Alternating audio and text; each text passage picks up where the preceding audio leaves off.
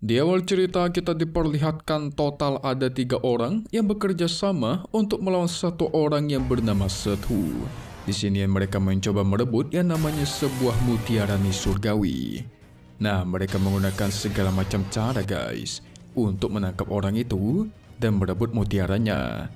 Si Sethu menegaskan kepada ketiga orang itu kalau mereka tidak bakal bisa mengambil mutiara ini. Tetapi ketiga orang ini tidak mau menyerah. Mereka juga menegaskan kalau mutiara surgawi itu tidak pantas untuk dia guys. Pada akhirnya mereka bertiga pun menyatukan kekuatan dan berubah menjadi 3 raksasa untuk menangkap Sethu. Tetapi yang namanya Sethu tidak takut sama sekali. Dirinya langsung melesat maju dan menyerang guys. Tetapi sayang serangan itu tidak berdampak apapun. Malahan dia yang terkena serangan balik dan terhempas. Tidak mau diberikan ampun, ketiga orang itu juga langsung menekannya dengan kekuatan gravitasi dan mengancamnya untuk menyerahkan mutiara surgawi. Tetapi Sethu sama sekali tidak mau menyerah. Dia mulai mempertaruhkan hidupnya guys. Dirinya bahkan mengeluarkan burung phoenix raksasa hanya demi mengalahkan ketiga orang ini. Gak mau kalah, salah satu dari ketiga orang itu juga mengeluarkan seekor harimau untuk melawan burung phoenix. Di sisi lain, temannya juga mengeluarkan ular raksasa untuk membantunya guys. Dikarenakan dikepung, otomatis Sethu terluka dan burung phoenixnya dikalahkan. Tidak memulihkan kesempatan, ketiga orang ini langsung menyatukan kekuatan untuk kembali menyerang guys. Tetapi sayang, Sethu menyerap kekuatan mereka menggunakan teknik telarang jari iblis. Itu menyebabkan ledakan super besar. Tentu ketiga musuh ini langsung panik saat melihat teknik legendaris. Tapi ternyata mutiara itu juga lepas dari tangannya guys. Alhasil sang ketiga musuh langsung melesat dan bergegas untuk mencuri mutiaranya.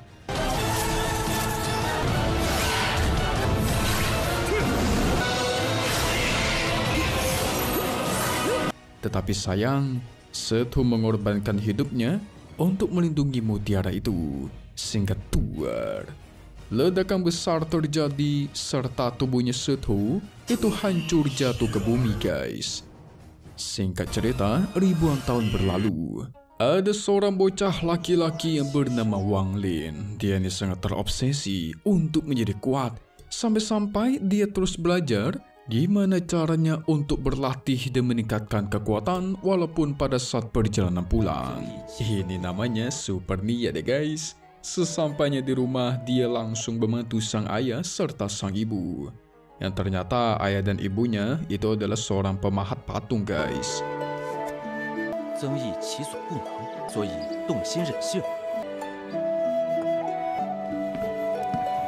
Sang ayah sudah sangat senang karena kali ini dia bisa membiayai anaknya untuk mengikuti ujian pertemuan abadi. Soalnya ada 4 kota serta 8 desa yang bakal memesan patung lumayan banyak. Jadi bisnisnya itu laris manis guys. Tetapi pada saat mereka ingin makan bersama, tiba-tiba muncullah klan Wang Jiatun. Mereka mendobrak pintunya guys, dan ternyata kedatangan mereka itu untuk menagih hutang sang ayah. Segera para musuh ini menggeledah rumah itu, mengambil semua patung pahatan mereka. Tentu menyaksikan ini membuat si ayah dan ibu langsung memohon, karena barang-barang itu merupakan biaya ujian untuk anaknya guys. Tapi mereka nggak mau mengerti dong, karena hutang adalah hutang. Sampai-sampai si ayah dan ibunya berlutut guys, memohon pengampunan dan keringanan.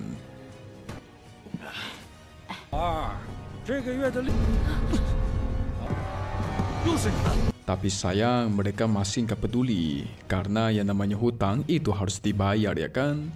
Mereka bahkan menyuruh keluarga Wang Lin agar menyiapkan uang untuk bulan depan lagi dan segera kabur. Wang Lin mulai itu pun tentu menyuruh kedua orang tuanya bangun, karena masa depan dirinya tidak bisa ditentukan hanya dengan berlutut. Setelah itu si ayah dan ibunya sedih guys. Mereka menangis, meminta maaf kepada sang anak Wang Lin karena kemungkinan dia nggak bisa ikut ujian. Si ayah juga kesal dong, karena klan Wang Jiatun ini nggak mau memberikannya namanya kompensasi ataupun keringanan sedikit pun. Tetapi tidak lama dari itu, si paman keempat alias adiknya ayah itu datang. 族里的债都还不上，没有，你们起来，儿子的爹娘，求你们了，我求你。 Paman memberikan informasi, ada sebuah sekte yang bernama Sekte Heng Yue itu sedang merekrut murid. Dan kebetulan keluarga Wang memiliki 3 kuota untuk mengikutinya. Jadi si paman berencana nih, ingin si Wang Lin lah masuk dan bergabung ke sekte abadi itu guys. Kalau kalian bingung, keluarga Wang Lin itu sebenarnya adalah bagian dari klan Wang guys. Tapi keluarganya Wang Lin merupakan bagian yang terbuang. Jadi mereka kasta paling rendah di keluarga Wang gitulah. Sehingga keluarga mereka itu sangat berhutang kepada klan Wang inti. Sang ayah terlihat khawatir karena sekte abadi melawan makhluk abadi yang sungguh berbahaya. Tetapi mendengar itu malah membuat Wang Lin semakin bersemangat dan berlutut guys. Dia bahkan memastikan sudah berpikir matang-matang dan ingin masuk ke sekte abadi. Dirinya nggak mau diintimidasi dan diremehkan lagi guys.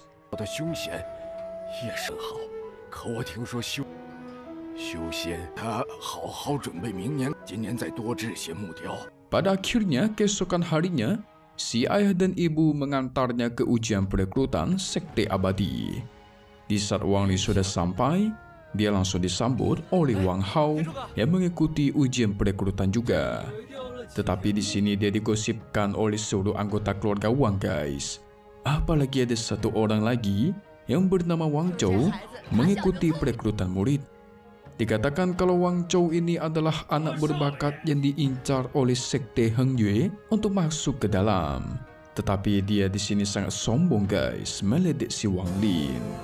Tidak lama dari itu, utusan dari sekte Heng Yue yang bernama Zhang Kuang datang untuk menjemput mereka bertiga. Wang Lin dan kedua orang itu pun segera memperkenalkan diri guys.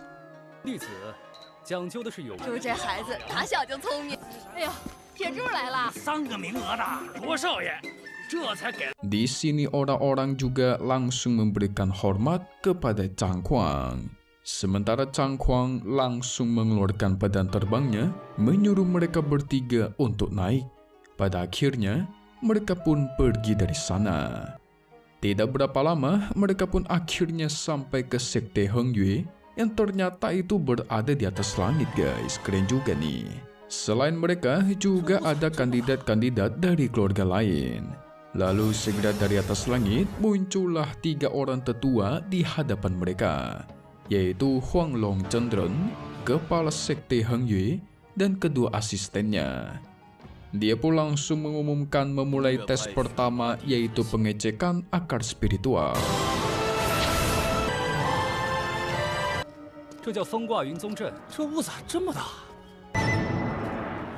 Kedua asistennya segera maju memeriksa satu persatu murid.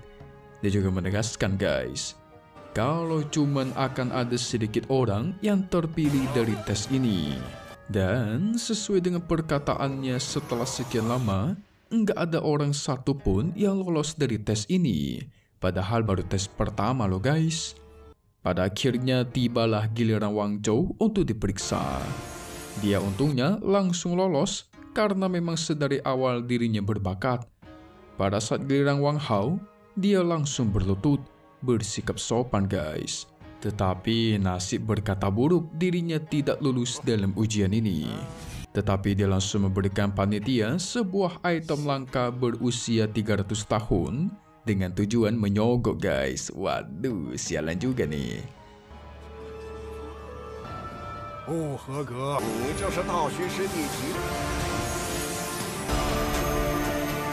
Alhasil dia pun lulus di ujian pertama. Zaman dulu udah ada nyogok-nyogok aja ya. Pada akhirnya tibalah gilirannya Wang Lin. Sayangnya di sini pada saat diperiksa, dia langsung gak lolos guys pada ujian pertama. Wang Lin tentu auto murung dong, baru ujian pertama aja udah gagal ya kan. Tetapi dia sadar kalau ini semua barulah tes pertama. Jadi pasti masih ada tes-tes lainnya guys. Dan benar sesuai dugaannya, Tidak lama dari itu, Huang Long Chandran menegaskan kalau ada ujian kedua bagi orang-orang yang tidak lolos. Wah, ini seperti ujian remedial gitu guys. Yaitu ujiannya menaiki tangga Gunung Suci.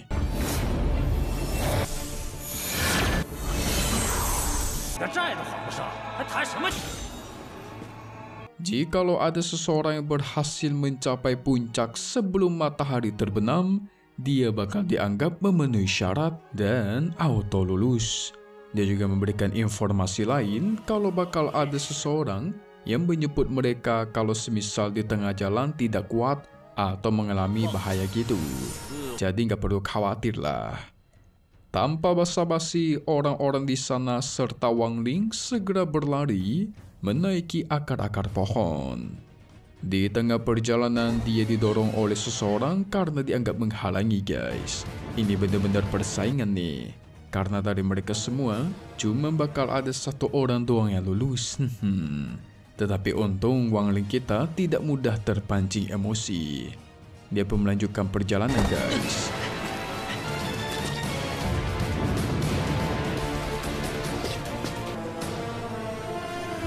Di sini dia menyaksikan betul ada banyak sekali orang yang sudah gagal dan dijemput oleh para pengawal. Orang yang mendorongnya tadi juga itu terkena karmanya guys, kena batunya dia. Dia juga gagal karena termakan ilusi, seakan-akan dia itu terbakar. Ternyata nggak cuma naik doang ya, ada ilusi, ada rintangan yang mesti dilewati, syukurin dia. Tidak lama dari itu, Wang Ling juga terkena sebuah ilusi. Dia bisa merasakan betul kalau dirinya berpindah di tempat yang penuh lava. Tetapi dia menegaskan guys, kalau semua pikiran ini cumalah ilusi, jangan dianggap serius. Sehingga dia pun semakin bertekad terus maju walaupun terkena ilusi yang realistis. Dan pada akhirnya dia pun berhasil melewati ilusi itu.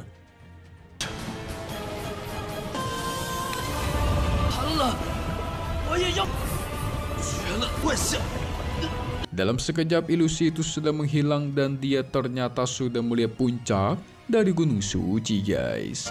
Segera dia bergegas lari menuju ke sana, tapi apa yang terjadi?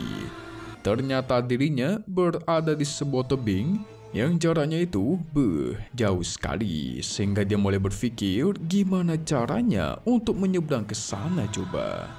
Untungnya dia melihat ada batu yang bertuliskan ketulusan. Nah, dia mulai mencoba mengikuti kata-kata itu. Menenangkan pikirannya, berusaha bersikap tulus. Tetapi apa yang terjadi? Sekarang dirinya bisa berjalan di atas udara guys. Dan dia pun langsung berlari untuk menuju ke puncak.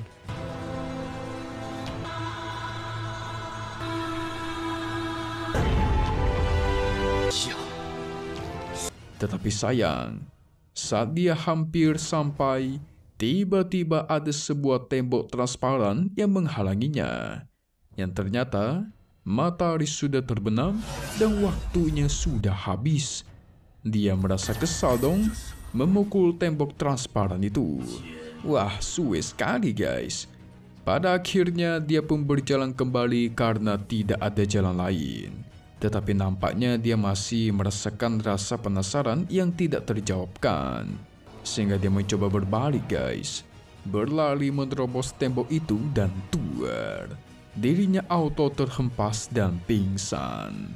Pada saat pingsan, di sanalah dia bertemu dengan si Setu yang ada di awal episode. Waduh.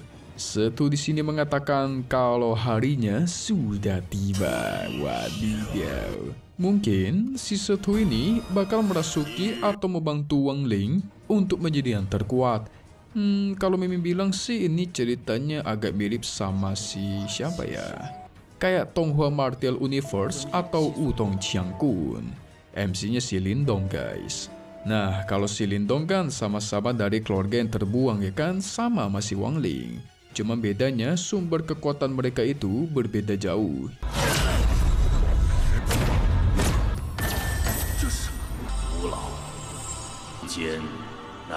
Setelah itu, Wang Ling terjatuh dan pingsan ke sebuah gua di dalam hutan. yang ternyata mutiara penentang surgawi berada di sebelahnya dan memberikan energi berusaha menyembuhkannya guys. Kita sebut saja sebagai mutiara surgawi. Gak lama dari itu, akhirnya dia pun terbangun. Yang ternyata saat dia terjatuh, dirinya tuh langsung berteleportasi dan sampai ke gua ini. Tentu dia bingung guys, mencoba menyentuh mutiara itu. Alhasil mutiara itu bersinar membawakannya ke ruang fantasi. Di sana sudah ada si Sethu yang menunggunya guys. Tentu dia sangat senang karena hari-hari yang dia tunggu itu sudah datang. Tetapi Wang Ling masih bingung sebenarnya dia ada di mana ini. Sethu menjelaskan kalau Wang Ling sudah ditakdirkan untuk menjadi wadahnya. Karena sebelumnya tubuhnya telah hancur dan tersegel di ruang fantasi selama bertahun-tahun. Tanpa basa-basi, Sethu mencoba masuk ke dalam tubuhnya Wang Ling. Tetapi sayang rohnya Wang Ling masuk kembali dan si Sethu nggak bisa masuk ke dalamnya guys. Dia pun menjadi murka, mencoba terus-menerus. Sampai-sampai Wang Ling merasa bosan karena terus-terusan ingin dirasuki. Sethu bingung guys, kenapa si mutiara surgawi itu malah memilih Wang Ling. Padahal kualifikasinya sangatlah buruk.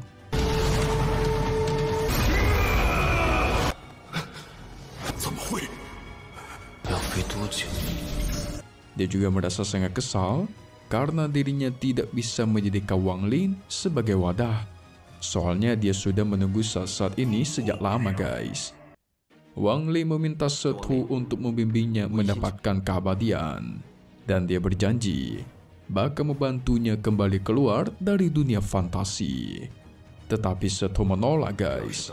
Karena dilihat dari kualifikasi, Wang Ling itu terlalu lemah. Sampai-sampai dia melempar keluar Wang Ling dari dunia fantasi. Di dalam hutan dia mendengar kalau orang-orang sedang mencari dia guys. Tentu dia segera kembali ke arah mereka. Ya, akhirnya dirinya dipertemukan lagi dengan sang ayah dan ibunya yang sangat sedih. Panitia memberikan informasi kalau Wang Ling ternyata lolos ujian. Hah, kok bisa tuh? 朱雀星早就毁灭了吧？这要是等他有能力带这么个家伙，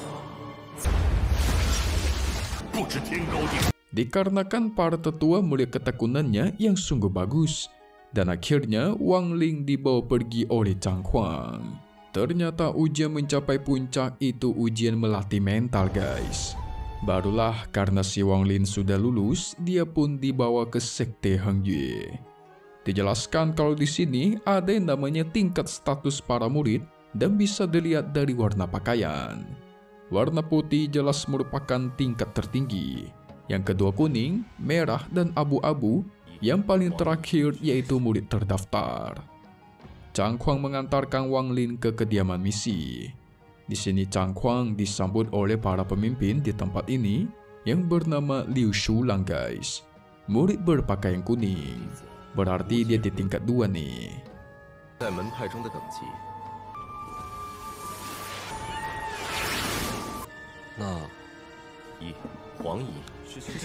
Dirinya penasaran karena jarang sekali si Chang Huang itu datang ke sini. Tetapi dia tidak meresponnya dan segera pergi dari sana guys. Nggak mau menghabiskan banyak waktu, Wang Ling bergegas masuk ke dalam gedung untuk bertemu dengan teman-teman barunya. Tetapi ternyata mereka itu sedang berkumpul dan sibuk bermain judi. Waduh. Wang Ling pun langsung mengambil tempat tidurnya dan menyiapkannya untuk tidur. Karena tidak mungkin si Shula menyiapkannya ya kan, secara dia itu senior. Wang Ling di sini juga dibantu oleh seseorang yang bernama Chang Hu untuk menyiapkan tempatnya. Soalnya si Wang Ling bingung guys, tempatnya kok sempit banget ya.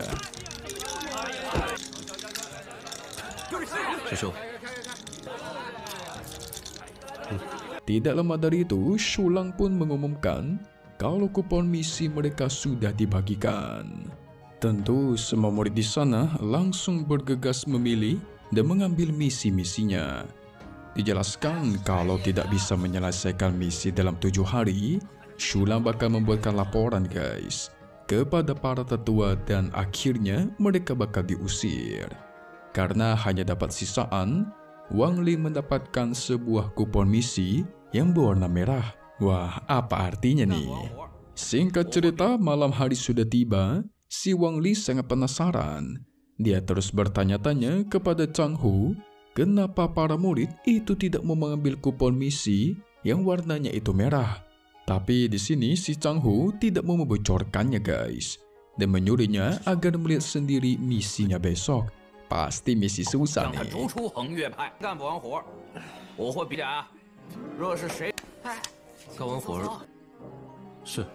Keesokan harinya ternyata guys, Wang Ling disuruh untuk mengisi tong-tong besar dengan air terjun di hutan belakang. Dia dengan bersemangat mengisi tong itu menggunakan ember bolak-balik. 1 hari terlewati, tetapi 1 tong aja belum sampai setengah guys. Dari situlah dirinya mulai kelelahan serta tangannya juga mulai terluka. Untungnya dia mengingat sesuatu hal, yaitu mutiara surgawinya yang menyembuhkannya pada saat terjatuh sebelumnya guys. Sehingga dia mencoba mengambil seember air dan mencoba merendam mutiara surgawi. Tetapi apa yang terjadi guys? Ternyata dugaannya benar. Mutiara itu bisa membuat airnya menjadi air suci dan menyembuhkan luka-lukanya. Mantap.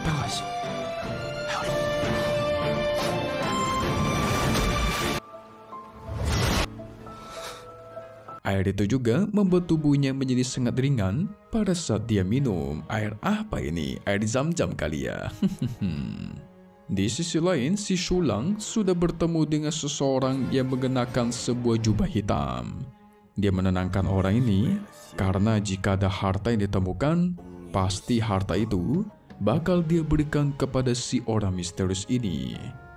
Dia bicara seperti itu karena orang misterius ini melihat banyak murid yang berkeliaran di hutan. Jadi pasti salah satu dari murid ini memegang sebuah harta. Siapa nih? Sementara si Wang Ling dengan kecerdasannya, dia mengumpulkan embun-embun dari tanaman obat.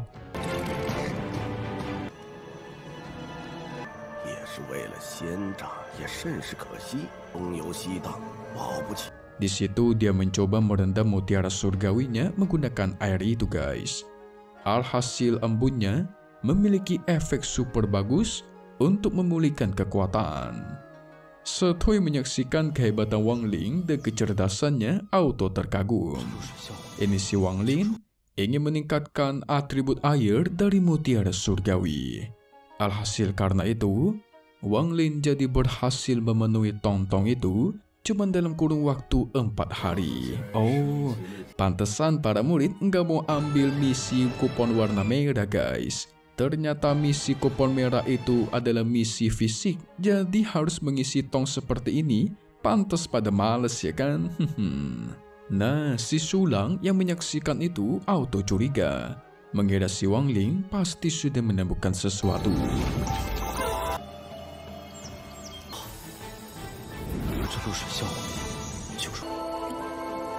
Saat kembali, Shulang mencoba menyerangnya dan mengambil botol embunnya guys. Dia mengancam si Wang Ling agar jangan macam-macam. Karena selama dia masih ada di tempat ini, Wang Ling bakal dia injak-injak. Tentu si Wang Ling kesal dong. Setui menyaksikan itu auto kesal juga guys. Sampai menyuruh Wang Ling untuk membalasnya. Sampai-sampai Wang Ling menenangkannya dan menegaskan bakal membalaskan dendam ini nanti. Pada akhirnya Setui mulai bertekad untuk mengajarkannya kultivasi. Nah, disinilah titik baliknya nih guys. Dia berniat untuk memperkuat akar spiritualnya Wang Ling terlebih dahulu. Jadi, Setui menyuruh si Wang Ling mengumpulkan embun air yang cukup banyak. Karena dengan embun-embun itu bisa meningkatkan mutiara surgawi.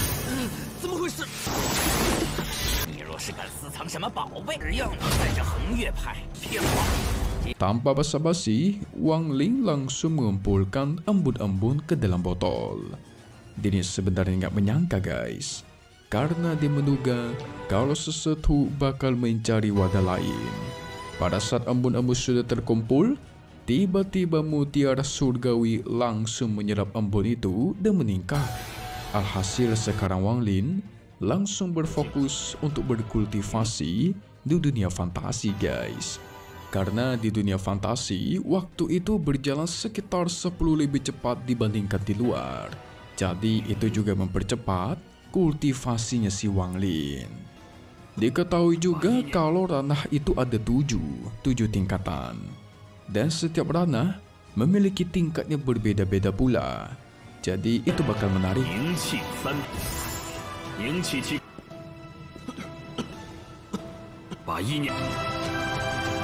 Setelah itu, Wang Lin kembali bersama Chang Hu.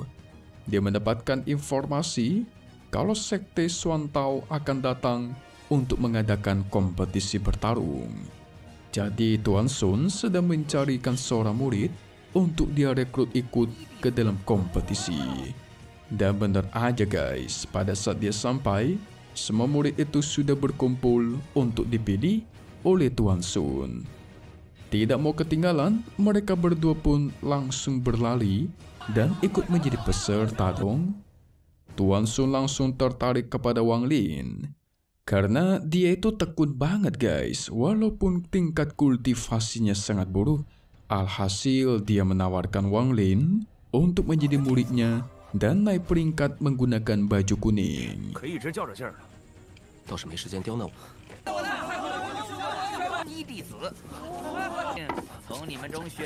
Tentu Wang Lin langsung setuju dong.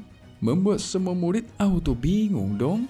Memangnya kultivasi macam apa yang dimiliki oleh si Wang Lin ini? Tuan Sun langsung menyuruhnya agar meminum sebuah pil sebagai tanda naik peringkat. Pada akhirnya Wang Lin menggunakan baju warna kuning guys. Dan ternyata di sini dia sudah berhasil menguasai teknik gravitasi.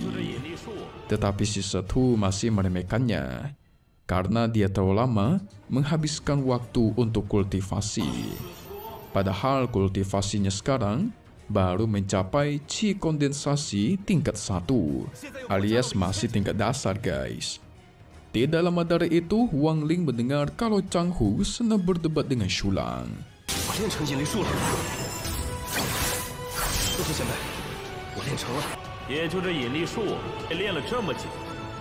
Di sini dia tidak terima guys, karena misinya mendapatkan tambahan yaitu harus mengambil 1000 kayu. Buset, ini Shulang kejam banget nih. Padahal harusnya dia sudah menyelesaikan misinya yaitu mengumpulkan 100 kayu. Shulang beralasan kalau 30% kayu bakar yang dia kumpulkan mengandung air guys, jadi tidak bisa digunakan. Karena emosi, Chang Hu langsung mengancamnya bakal melaporkan kejadian ini kepada sang tetua dan dia pun pergi dari sana. Jelas Shulang tidak akan membiarkan hal itu terjadi, langsung menyerangnya guys. Tapi apa yang terjadi? Tiba-tiba Wang Lin muncul menahan serangan itu.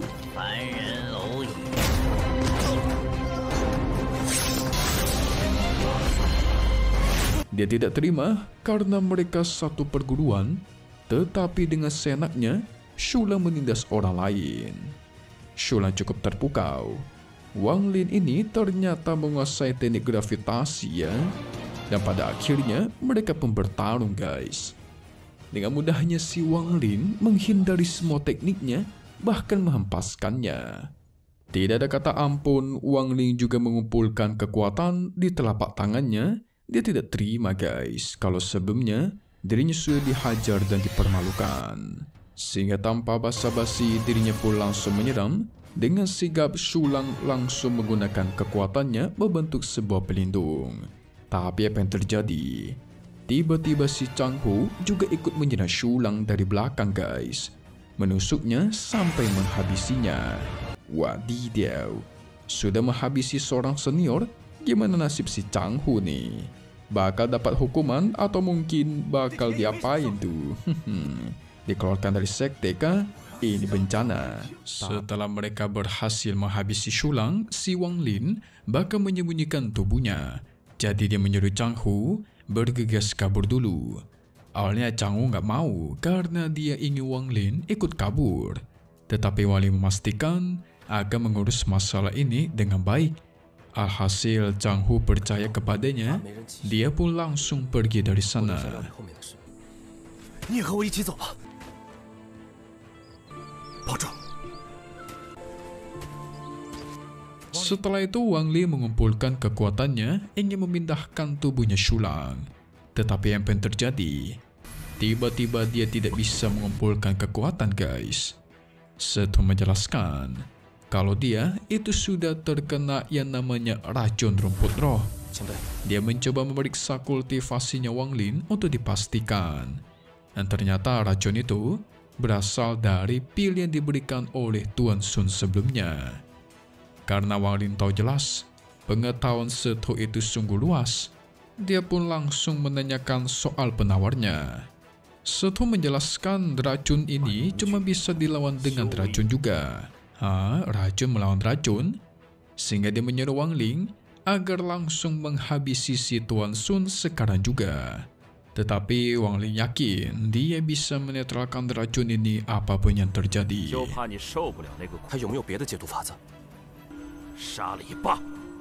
Setelah itu dikabarkan juga kalau Sekte Xuan Tao akan segera datang ke Sekte Hangye. Semua murid dikumpulkan di tengah aula Sekte Hangye. Tidak lama dari itu, dari langit, muncullah murid-murid Sekte Xuan Tao yang menaiki monster kelabang berumur 300 tahun.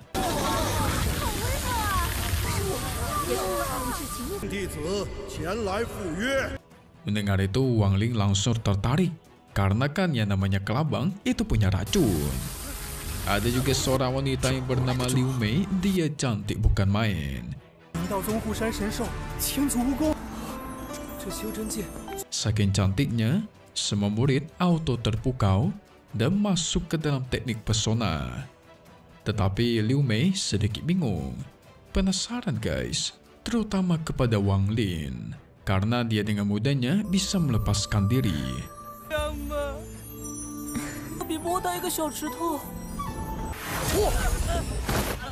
Padahal kalau dilihat kultivasinya itu baru berada di kondensasi tingkat 1 paling dasar.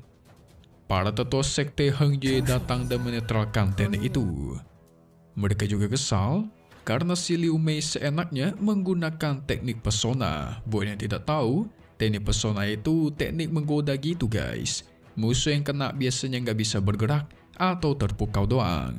Nah, saktinya si Wang Lin itu tidak terkena dari teknik itu. Salah satu tetua Sekte Xuan Tao yang bernama Qin Kulei memberikan alasan kalau Liu Mei memiliki atribut air dan memang pesonanya cantik sedari lahir. Jadi dia tidak menggunakan teknik apapun, malahan mereka meledek Sekte Hangye yang terlalu lemah akan kecantikan. Tetua Huang Lo menenangkan mereka karena kompetisi belum dimulai. Jangan ribut duluan ya kan? Jadi mereka harus menunggu 3 hari lagi baru bisa menilai murid-murid dari sektenya apakah lemah ataukah tidak. Dia juga menyuruh orang-orang dari Sekte Xuan Tao agar segera beristirahat karena pasti sudah sangat lelah. Pada akhirnya, mereka pun segera pergi untuk beristirahat.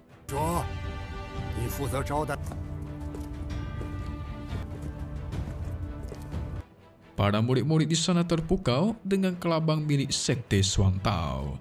Tetapi mereka juga nggak berani mendekatinya guys, karena sangat beracun. Salah satu tetua menyuruh Wang Zhou agar melayani Sekte Xuan Tao saat mereka ada di sini. Wang Zhou menyuruh Wang Ling memberikan makan kepada kelabang itu dalam beberapa hari ke depan. Wang Lin auto senang dong. Karena sedari awal memang dia sudah mengincar si kelabang guys. Singkat cerita malamnya, Wang Lin ingin memberikan makan kepada sang monster kelabang. Setelah menegaskan kalau dia bakal membantu menekan racun kelabang itu di tubuhnya Wang Lin. Dia juga memastikan agar Wang Lin berhati-hati karena yang namanya racun efeknya sungguh cepat. Segera Wang Li bergegas maju untuk memberinya makan. Dia memberikan sebuah rusa putih kepadanya. Alhasil kelabang itu langsung memakan sang rusa putih. Tetapi setelah dia memakannya, tiba-tiba kelabang itu langsung tertidur. Yang ternyata Wang Ling sudah menanamkan obat tidur kepadanya. Jadi selama tidur, Wang Ling bisa mengambil racun dari taringnya guys. Dan akhirnya dia pun berhasil. Dia berhasil mengumpulkan racun yang dibutuhkan, tetapi sayang monster kelabang itu bangun dan menyadarinya guys. Dia pun marah dan langsung menyerang Wang Ling. Wang Ling yang panik bergegas kabur dari sana, menghindari serangan dari sang monster. Pada akhirnya, dia pun berhasil lolos, karena dia kembali ke markas sekte Heng Ye. Tapi dia tidak menyangka, racun kelabang itu bakal sangat kuat. Buktinya, dia dengan cepat bisa bangun setelah minum obat tidur. Itu mengartikan racun kelabangnya menetralisirkan obat tidur dengan cepat. Karena sudah merasa aman, dia pun langsung meminum racun kelabang itu dan berkultivasi di dunia fantasi. Sekarang tubuhnya memancarkan aura yang sungguh kuat serta jahat. Sethu yang menyaksikannya cukup terkejut karena racun kelabang itu sebenarnya terlalu kuat buat si Wang Ling. Jadi dia khawatir bakal kesepian lagi kalau si Wang Ling tidak selamat. Sampai-sampai Wang Ling terluka dalam menahan racun itu. Tetapi tidak ada kata menyerah. Dia mengumpulkan kekuatan lagi beserta konsentrasi. Dan pada akhirnya, dia pun berhasil. Semua racun yang berada dalam tubuhnya berhasil dinetralisir dan Wang Ling menegaskan dia pasti bakal selamat. Soalnya dia kan sudah berjanji bakal membantu senior Sethu untuk keluar dari dunia itu. Sethu menyuruhnya segera memadamkan kekuatan. Tetapi apa yang terjadi? Ternyata masih ada efek racun dari kelabang itu. Namun racun itu malah diserap oleh Wang Ling guys. Dan dia malah langsung naik peringkat ke tingkat 2. Tidak cuma itu, kultivasinya bahkan terus meningkat sampai ke tingkat 14.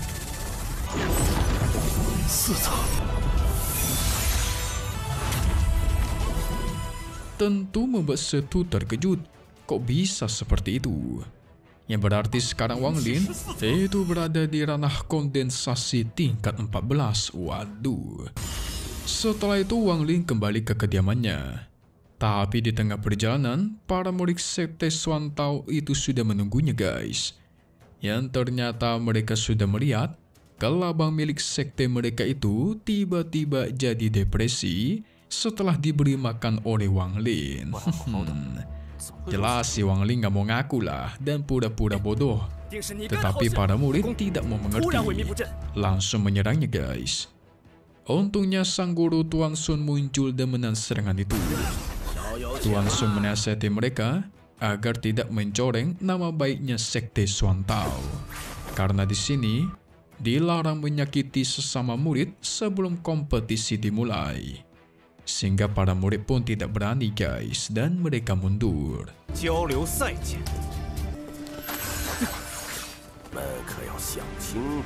Wah, masih selamat nih. Singkat cerita, kita berpindah ke tempat tinggalnya si Wang Ling.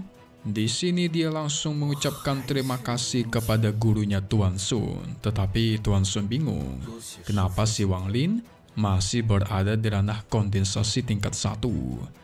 Yang ternyata sebelumnya, Sethu itu sudah mengajarkan teknik penyembunyi kultivasi kepada Wang Ling. Jadi dengan teknik itu, ranah kultivasinya Wang Ling itu disembunyikan guys. Sontak Wang Ling minta maaf berjanji akan berlatih lebih giat lagi. Yang ternyata Tuan Sun udah curiga, Wang Ling ini memiliki sebuah harta. Tetapi dia menduga juga kalau Wang Ling tidak ada hubungannya dengan kematian si Shulang. Alhasil dia pun menyuruhnya agar segera naik ke tingkat 3 untuk mengikuti kompetisi besok. Keesokan harinya kompetisi pun sudah dimulai, tepat di puncaknya Changshan. Orang-orang di luar sudah berkumpul untuk menonton kompetisi antar sekte. Ada juga kedua orang tuanya Wang Ling yang ingin menonton performa dari anaknya guys.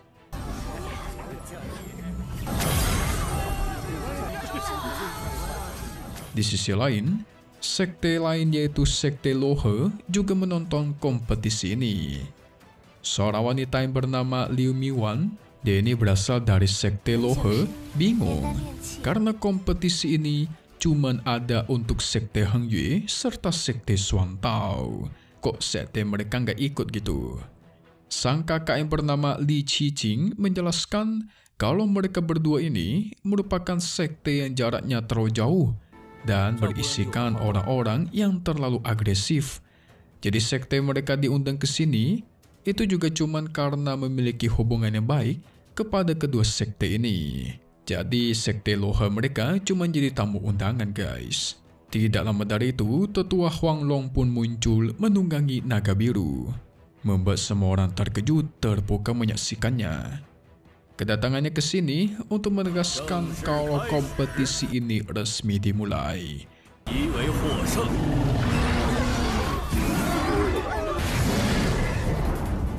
Dan murid yang terakhir masih berdiri di atas arena, maka dialah pemenangnya. Berarti pemenangnya cuma satu ya guys. Tanpa basa-basi, Zhang Huang maju ke arena untuk membuka pertarungan. Murid-murid yang melihatnya tentu yakin kalau Zhang Huang bisa mengalahkan ke-10 murid dari Sekte Xuan Tao sendirian. Karena bisa dibilang, Zhang Huang ini merupakan salah satu murid paling berbakat. Tidak lama dari itu, dari Sekte Xuan Tao, murid yang bernama Zhou Peng pun auto maju dan menyerangnya menggunakan ular raksasa. Awalnya Zhang Huang menyerang habis-habisan ular itu menggunakan teknik pedang miliknya.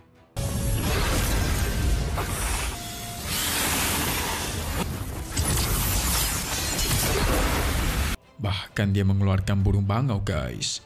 Tetapi ternyata serangan itu tidak berdampak apapun. Alhasil Zhang Huang mulai kewalahan melawan ular raksasa ini. Pada akhirnya dia pun dihempaskan keluar arena. Tentu itu membuat semua orang bingung menyaksikannya. Yang ternyata Zhou Peng ini berada di ranah kondensasi tingkat 13. Wadidaw. Ternyata masih di bawahnya Wang Ling guys. Kan si Wang Ling sudah di tingkat 14. Tetua Sekte Xuan Tao menegaskan bagi siapapun dari Sekte Heng Yue yang bisa mengalahkan Zhou Peng, maka dialah yang bakal menjadi pemenangnya. Sombong juga nih. Tidak lama dari itu, murid yang bernama Lu Song maju untuk melawannya. Dia segera menggunakan teknik pedang yang sungguh kuat, tetapi semua serangannya dengan mudah ditahan oleh Zhou Peng.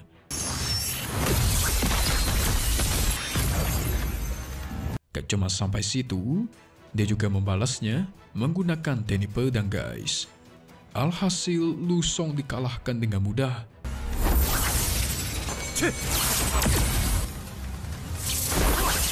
Tetapi karena tidak ada lagi yang mau maju, dia pun langsung menyerang kursi dari murid Sekte Heng Yue yang memiliki pelindung. Jadi kesannya dia memprovokasi gitu guys. Tetapi sayang, pelindung itu mulai retak.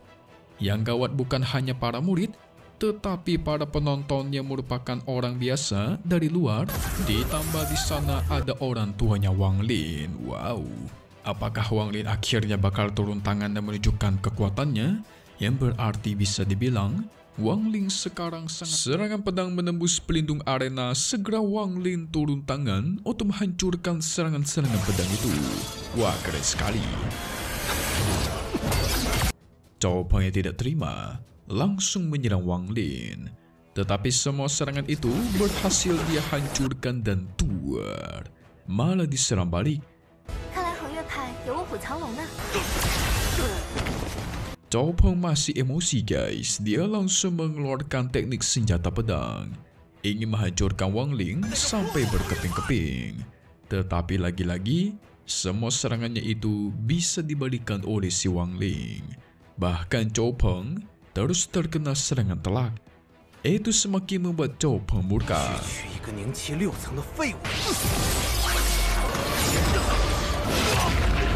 Kali ini dia mengeluarkan teknik terkuatnya, yaitu serangan ular python. Teknik ini sangat berbahaya, membuat Wang Lin agak sedikit kesulitan.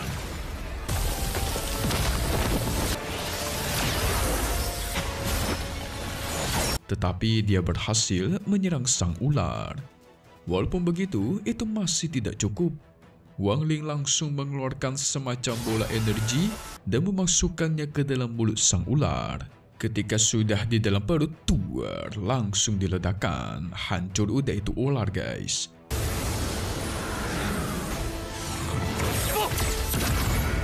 Semua orang auto penasaran, siapakah Wang Ling ini? Belum pernah terlihat sebelumnya, belum pernah terkenal. Kenapa bisa ada naga tersembunyi di sekte Hengye? Wes, mantap. Para senior yang sempat melihat Wang Ling sebagai sampah sekarang teringat kalau dialah si sampah yang kemarin yang sampai mengorbankan diri demi bergabung dengan sekte Hengye. Tentu Zhao Peng yang sudah berada di kondensasi tingkat 13 itu bingung. Kenapa Wang Ling yang baru berada di tingkat 6 bisa menahan serangan-serangannya? Apalagi serangan ular pythonnya tadi, itu sungguh tidak mungkin. Tetapi Wang Ling tidak peduli. Pada akhirnya Wang Ling menunjukkan kekuatan aslinya, guys, yaitu kondensasi tingkat 14. Nah lo.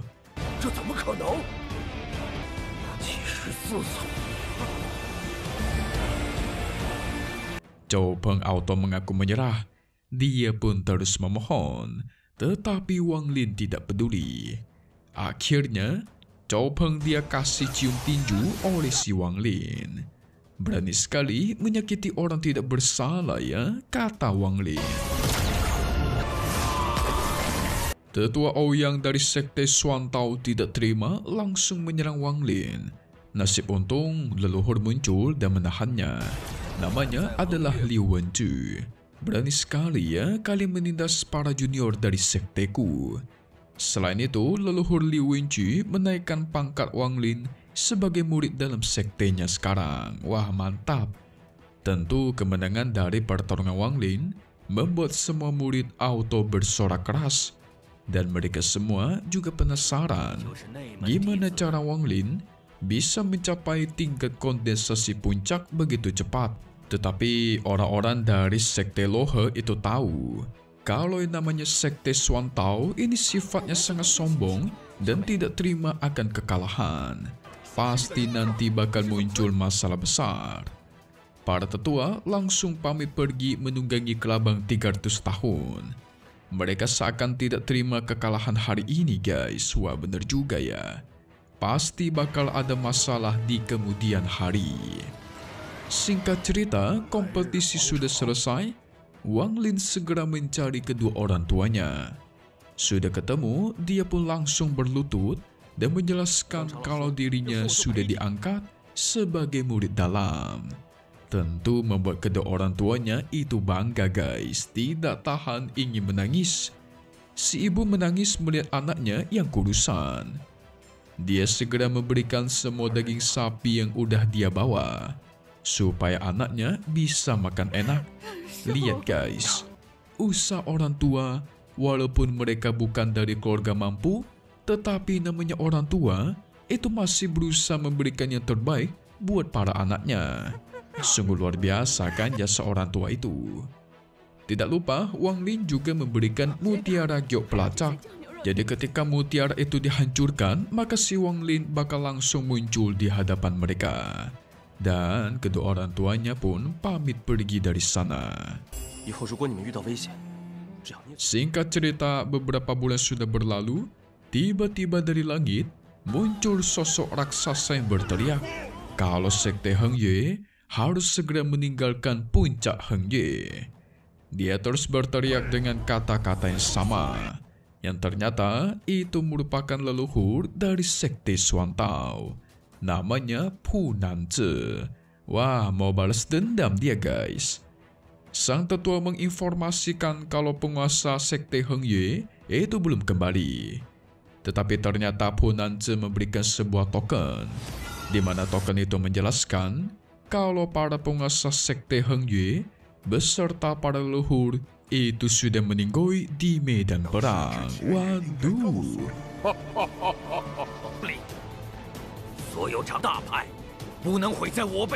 Dikarenakan sekarang sudah tidak ada penguasa dan para leluhur, maka Pu Nanze bakal beraksi. ingin menguasai sekte Hang Yue. Bener aja guys, ternyata orang-orang dari sekte Xuan Tao itu nggak bakal terima kekalahan. Segera para tetua pun dikumpulkan, mempersiapkan formasi pelindung gunung. Para murid bakal diungsikan ke bawah gunung, dan pelindung pun dibuat.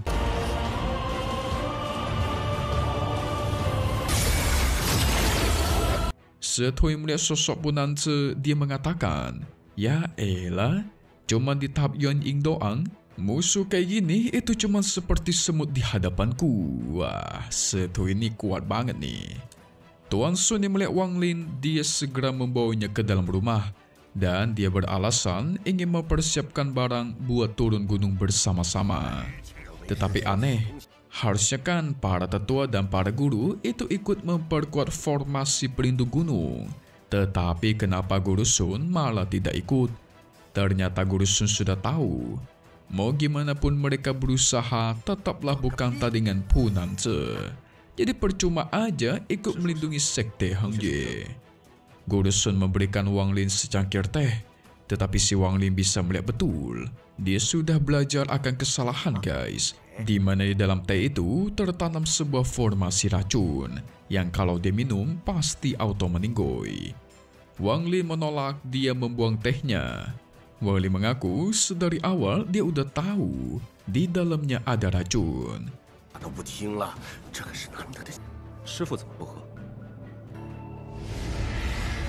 Karena sudah ketahuan, maka Guru Sun udah nggak perlu basa-basi lagi, langsung menangkap Wang Lin dengan formasi pengikat roh. Waduh.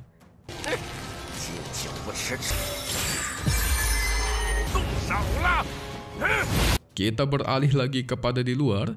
Punance terus mencoba menyerang formasi pelindung Gunung Sekte Hang Yue. Wah, bencana ini. Meteor raksasa dilancarkan dari atas langit.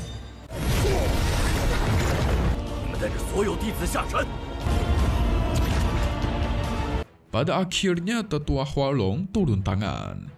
Sebagai penjaga sekte Hang Yue, mencoba menghancurkan meteor raksasa itu. Dia sampai membakar esensi kehidupannya guys. Dalam waktu singkat, kekuatannya pun meningkat. Tetapi nyawanya juga semakin pendek. Sehingga adu kekuatan pun terus terjadi. Tentu Huang Long auto kalah. Pelindung gunung juga ikut dihancurkan.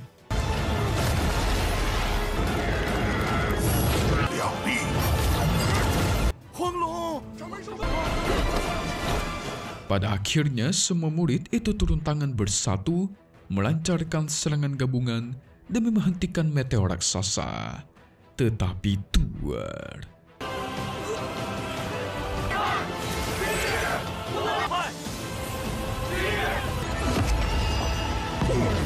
kita beralih lagi kepada Wang Lin yang masih terikat. Ternyata pil yang pernah diberikan Guru Sun itu bukan cuma menghentikan kultivasinya Wang Lin, tetapi juga membuat dia bisa mengontrol si Wang Lin guys. Namun tidak menyangka Wang Lin bisa terlepas dari racunnya itu. Kalau sudah begini, tidak ada pilihan, Wang Lin bakal dia habisi dan bakal dia curi hartanya. Setu yang panik, karena kalau Wang Lin sampai tidak sadarkan diri, dirinya bakal dihabisi. Guru Sun akhirnya melihat mutiara harta surgawi miliknya Wang Lin dan dia terkejut.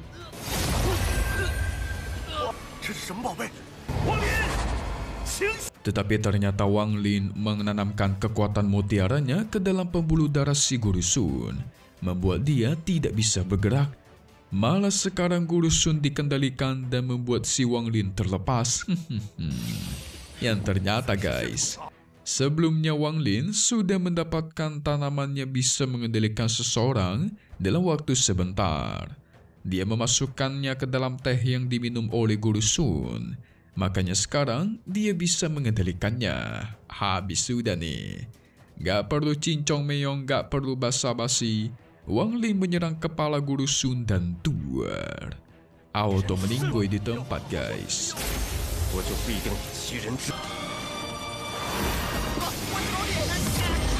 Mari kita berpindah kepada sekte Hang Yue. yang akhirnya terkena serangan meteor dari Pu Nanze. Semua orang pun auto dilumpuhkan dan sekte Heng Yue dihancurkan. Waduh, Pu Nanze meminta semua orang segera keluar dari sekte atau bakal dia habisi. Biarkan sekte Xuan Tao yang menguasai sekte Heng Yue ini. Karena udah gak ada pilihan, para tetua pun membawa para murid agar meninggalkan sekte Heng Yue.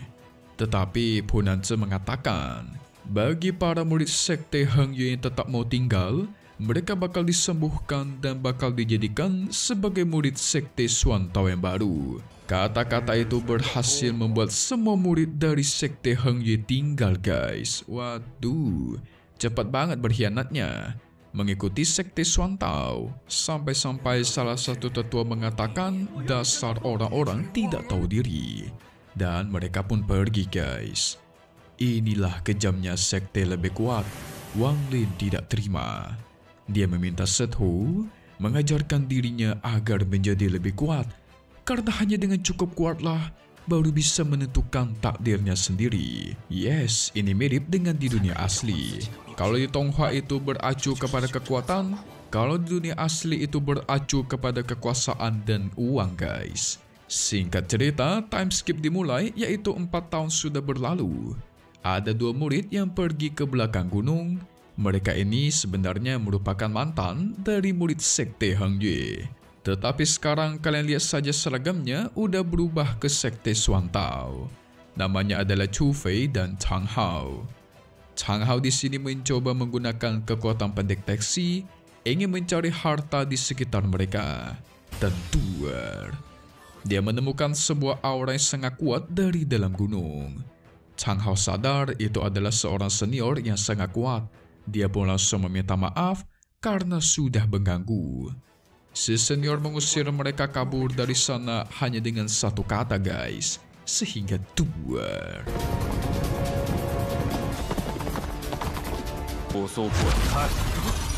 Segera dari dalam gunung itu mulai meledak yang ternyata senior yang mereka takuti itu adalah si Wang Lin, guys. Wow, 4 tahun berlalu dia jadi makin OP nih. Tampilannya sudah berubah dan apakah kita lihat waktu 4 tahun ini apakah cukup buat balas dendam ke sekte Xuan Tao? Singkat cerita, tepatnya di tengah hutan ada sekelompok orang yang sedang di tengah perjalanan mengawali sebuah barang yang ada di kereta kuda. Yang kiri bernama Yang Shen, yang kanan bernama Liu Shan sebagai ketua pengawal ini. Sementara yang satu lagi bernama Tu Feng. Barang yang mereka kawal ini sangat berharga dan cukup rahasia. Tetapi perjalanan mereka itu masih panjang. Sekitar 4 hari lagi dari sini, guys. Dan tujuannya mencapai ke kota Tianshui. Tetapi tiba-tiba di tengah jalan, mereka bertemu dengan seorang pria misterius yang tidak lain adalah Wang Lin. Karena merasa curiga, Yang Shen menghampirinya. Tentu dia ingin tahu apa yang dilakukan oleh Wang Lin dan apa tujuannya. Wang Lin mengaku dia ingin pergi ke kota Tianshui, tetapi kurang tahu jalan dan berakhir tersesat di sini. Jadi dia meminta Yang Shen memberitahukan jalan yang benar menuju ke kota Tianshui.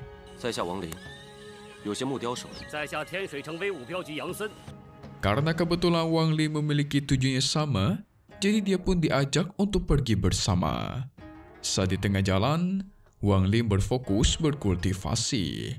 Dia memperkuat jimat giok yang ada di hadapannya, guys. Ternyata jimat giok ini didapatkan dari Guru Sun kemarin. Tetapi Guru Sun tidak tahu cara menggunakannya. Padahal jimat giok ini adalah senjata ajaib dewa yang bisa memberikan serangan kuat. Nasib untung Sethu lumayan tahu banyak. Jadi harta-harta karun yang mereka dapatkan dari Guru Sun itu bisa mereka manfaatkan. Untuk sekarang Wang Lin berfokus mencari bahan material kayu terbaik.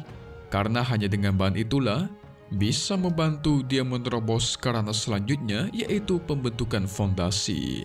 Tetapi si Wang Lin merasa kurang puas karena dia ingin lebih cepat menerobos. Nggak mau lama-lama. Sebenarnya bisa-bisa aja, asalkan Wang Lin berani menggunakan sebuah metode yang dinamakan merebut fondasi. Jadi metode ini mencuri kekuatan orang itu atau fondasinya untuk membentuk fondasi kita sendiri, guys. Tentu Wang Lin tidak mau menggunakan metode jahat seperti itu. Karena ketika dia merebut fondasi seseorang, maka orang yang direbut itu auto meninggoy, guys. Ya, bisa disebut ini metode terlarang lah ya.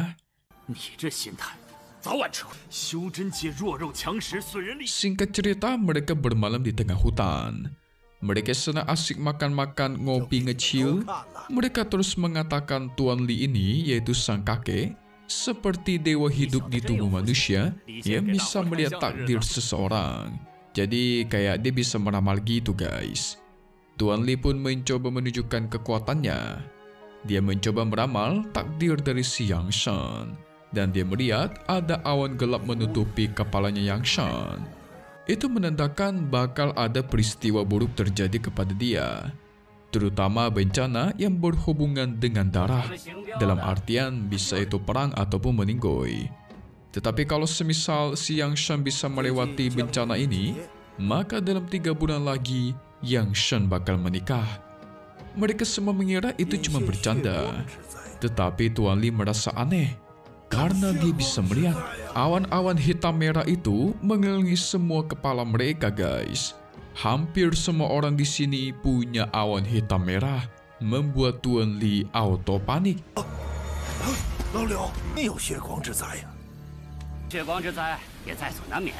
Bukan cuma mereka saja, para anak buah juga memiliki awan hitam merah di sekitarnya. Wah, ini mengartikan bakal ada perang sebentar lagi nih. Tapi yang paling aneh lagi, cuman Wang Ling seorang saja yang tidak memiliki awan hitam. Udah gitu, dia bisa melihat sedikit pertarungan setu di masa lalu. Membuat dirinya terkejut bukan main. Setu merasa kemampuan meramal milik Tuan Li ini cukup menarik. Tetapi tadi sebenarnya Setu memberikan sedikit kenangan dirinya menghabisi para musuhnya di masa lalu. Jadi si Setu sengaja supaya Tuan Lin panik. Tetapi tiba-tiba dari dalam hutan muncullah berbagai assassin yang langsung menghampiri mereka.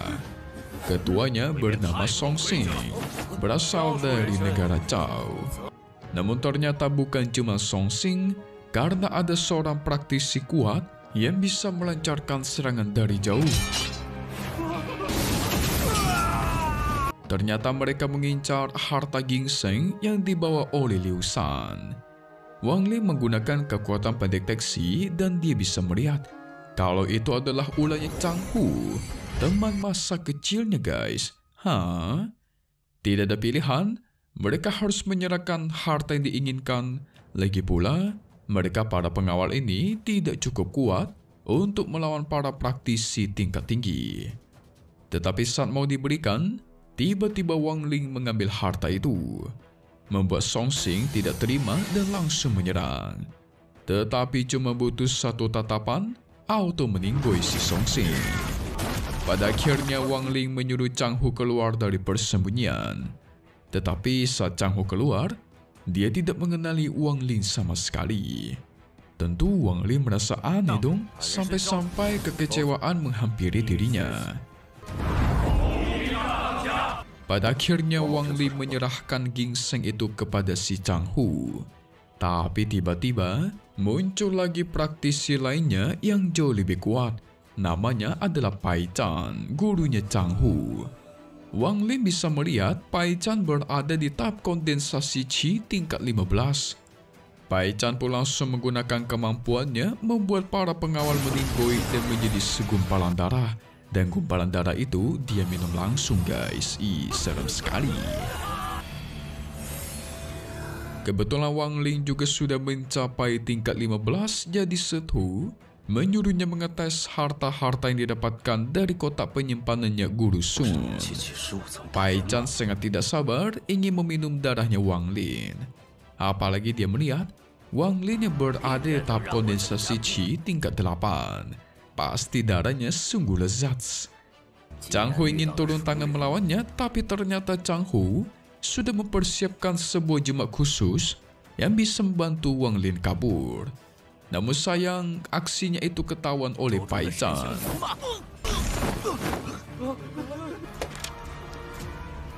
你 Pada akhirnya Chang Hu mengaku dia tidak ingin teman masa kecilnya Wang Lin dihabisi. Jadi dia memohon agar dilepaskan. Namun Pai Chan tidak peduli. Kebetulan si Pai Chan sudah menanamkan racun di dalam tubuhnya Chang Hu, jadi bisa dia lumpuhkan kapan saja. Tidak ada pilihan, Wang Lin mengajaknya untuk bertarung sehingga pertarungan pun dimulai.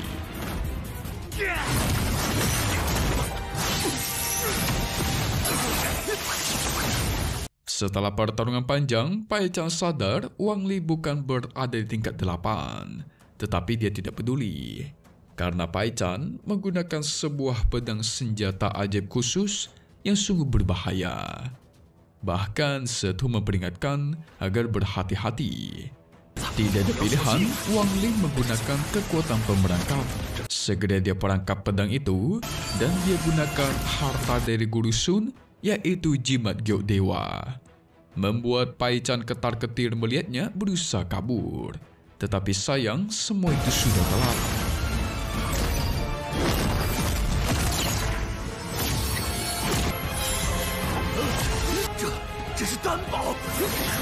Langsung Wang Ling serang sampai berubah menjadi debu, guys. Dan dia pun mendapatkan pedang merah milik Pai Chan. Mantap. Pada akhirnya Chang Hu mengaku memang dia sengaja tidak mengenali Wang Lin karena demi keselamatannya. Tetapi dia ingin menghabisi semua orang di sini supaya tidak ada saksi. Masalahnya Pai Chan tadi memiliki seorang guru yang bernama Cimo dan dia terkenal sangat kuat. Cepat atau lambat mereka bakal ketahuan dan dicari sampai meninggoy. Tidak ada pilihan, Wang Lin menggunakan kemampuannya menangkap semua orang di sana, dan semua ingatan mereka tentang hari ini dia cabut. Setelah dicabut, langsung dia hancurkan.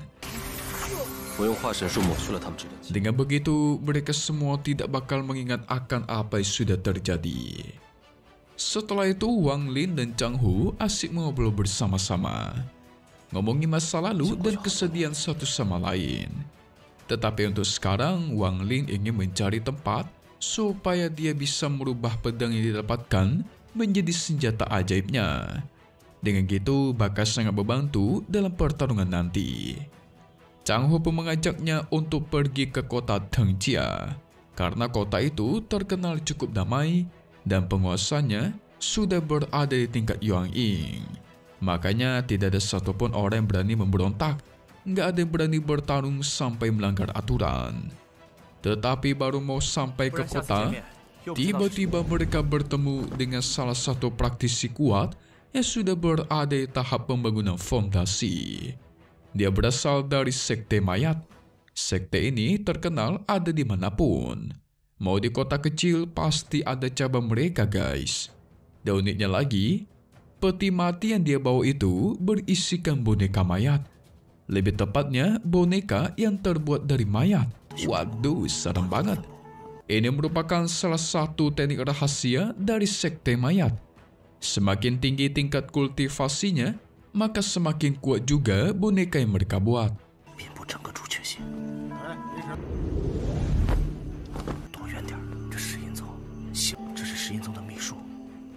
Singkat cerita, Wang Lin berusaha menguasai pedang yang didapatkan untuk dijadikan senjata ajaibnya, guys. Tapi usahanya begitu sulit. Dia harus menggunakan kekuatan lebih, usaha ekstra dalam menguasainya ya. Setu memberikan satu cara yang lebih mudah, yaitu mengorbankan jiwa dan darah milik Wang Lin untuk memurnikan harta ini. Sekali yang dilakukan, pedang itu bisa langsung menjadi milik dia. Tetapi kekurangannya adalah, ketika pedang ini rusak, maka Wang Lin bakal diserang dan darahnya Wang Lin bakal dia serap. Resikonya mengancam nyawa ya. Wang Lin bakal mencoba menggunakan caranya sendiri tanpa menggunakan metode darah.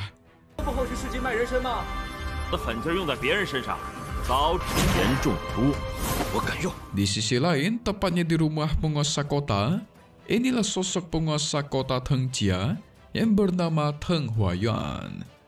Lagi asyik ngobrol dengan seseorang, tiba-tiba mereka kedatangan cucunya yang bernama Teng Li. Tampaknya kuat juga nih.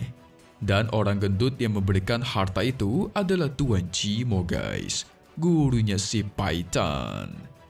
Teng Li sang cucu menunjukkan kehebatannya di hadapan mereka berdua dan tua.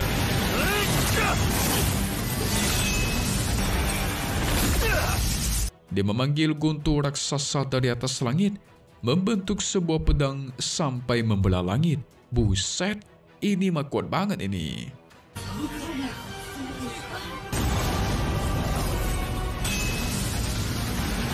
Yang ternyata Cimo meminta bantuan Teng Li untuk membalaskan dendam muridnya Pai Chan dan dihadiahkan sebuah harta khusus. Nah lo, bencana baru lagi nih. Tapi jangan kemana-mana dulu dong, kita preview buat part 6-nya guys di minggu depan episode 6. Oke guys, jadi di minggu depan kita semua bakal melihat Wang Ling bakal dikejar-kejar oleh para musuh berbaju kuning, diserang terus-menerus oleh para musuh. Tapi nanti Wang Ling juga bakal bertemu musuh yang cukup kuat. Latihan 4 tahun ini tidak sia-sia ya, dia menjadi semakin mantap. Sehingga bakal ada pertarungan sengit nih melawan musuh berbaju kuning, mantul. Sampai satu langit dibuat menggelegar, guntur di mana-mana, dan serangan pedang raksasa dilancarkan. Yes, benar. Siapakah dia? Itu adalah cucunya Tuan Teng Huayan, yaitu Teng Li yang sangat kuat. Tidak menyangka bakal ketahuan ini si Wang Lin nih. Langsung lawan si cucunya, wow. So, kita tunggu lagi di part 6 episode 6 di minggu depan.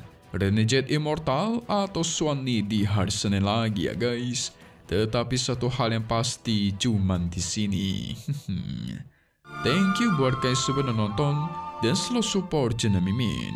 Semoga kalian semua sehat selalu ya. Mimin mau pamit undur diri dulu. Kita bakal ketemu lagi di video-video selanjutnya.